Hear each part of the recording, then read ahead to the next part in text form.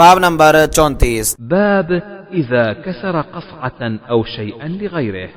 جب کسی دوسرے کا پیالہ یا کوئی اور چیز توڑ دے۔ حدیث نمبر 2481۔ حدثنا مسدد حدثنا يحيى بن سعيد عن حميد عن أنس رضي الله عنه أن النبي صلى الله عليه وسلم كان عند بعض نسائه فأرسلت إحدى أمهات المؤمنين مع خادم بقصعة فيها طعام فضربت بيدها فكسرت القصعة فضمها وجعل فيها الطعام وقال كلوا، وحبس الرسول والقصعة حتى فرغوا فدفع القصعة الصحيحة وحبس المكسورة. وقال ابن أبي مريم أخبرنا يحيى بن أيوب حدثنا حميد حدثنا أنس عن النبي صلى الله عليه وسلم۔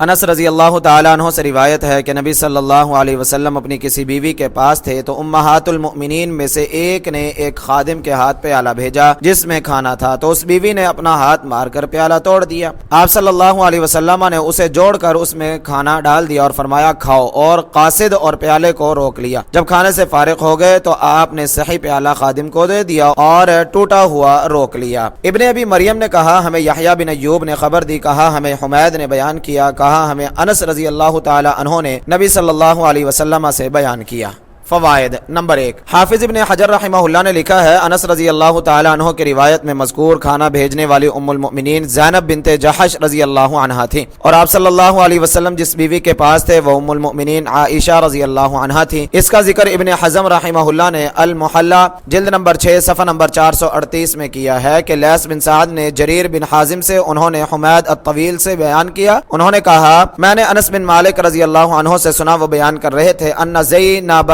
بنت جحش اهدت الى رسول الله صلى الله عليه وسلم وهو في بيت عائشة ويومها جفنة من حيث فقامت عائشة فأخذت القصعة فضربت بها الأرض فكسرتها فقام رسول الله صلى الله عليه وسلم إلى قصعة لها فدفعها إلى رسول زينب فقال هذه مكان صفحتها وقال لعائشة لك التي كسرتي، کہ زینب بنت جحش رضی اللہ عنہا نے رسول اللہ صلی اللہ علیہ وسلم کی طرف حلوے کا ایک پیالہ بطور ہدیہ بھیجا، جبکہ آپ عائشہ رضی اللہ عنہا کے گھر میں ان کی باری والے دن تھے۔ تو عائشہ رضی اللہ عنہا اٹھیں اور انہوں نے پیالہ پکڑ کر زمین پر دے مارا اور اسے توڑ دیا۔ رسول اللہ صلی اللہ علیہ وسلم نے اٹھ کر عائشہ رضی اللہ عنہا کا ایک پیالہ لے کر زینب رضی اللہ عنہا کے قاصد کو دے دیا اور کہا یہ اس کے پیالے کی جگہ ہے، اور عائشہ رضی اللہ عنہا سے کہا تم نے جو پیالہ توڑا ہے وہ تمہارا ہوا۔ اس حدیث سے ہمیں بخاری کی حدیث میں مذکور دونوں امہات المؤمنین رضی اللہ عنہما کا علم ہو گیا، اور مذکور کھانے کا بھی، خصوصاً اس لیے کہ بخاری کی حدیث اور محلہ کی حدیث دونوں حمید عن انس سے مروی ہیں۔ عائشہ رضی اللہ عنہا کا اسی قسم کا واقعہ ام سلمہ رضی اللہ عنہا کے ساتھ اور صفیہ رضی اللہ عنہا کے ساتھ بھی مروی ہے، مگر وہ اس واقعہ سے الگ واقعات ہیں کیونکہ ان کے راوی الگ ہیں۔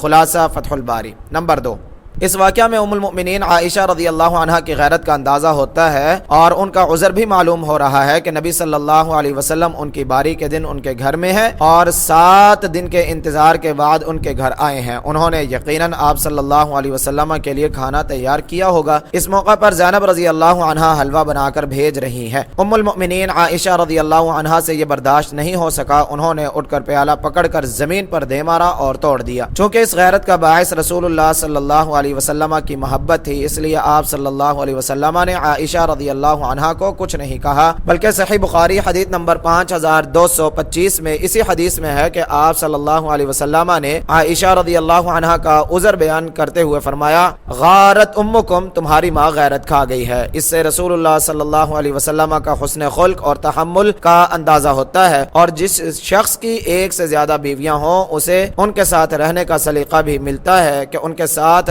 خوشگوار زندگی کیسے گزاری جاتی ہے۔ نمبر 3، اس حدیث سے معلوم ہوا کہ اگر کوئی شخص دوسرے کی کوئی چیز توڑ دے تو بدلے میں اسے اس جیسی چیز دینا ہوگی۔ حافظ ابن حزم رحمہ اللہ نے محلہ میں یہاں یہ مسئلہ خوب واضح کیا ہے۔ ہاں، اگر اس جیسی چیز نہ مل سکتی ہو تو قیمت دینا ہوگی۔ بعض لوگ اس چیز کی مثل دینے کا انکار کرتے ہیں اور ہر حال میں قیمت دینے پر اصرار کرتے ہیں، مگر اس واقعے سے ان کی بات کی تردید ہوتی ہے۔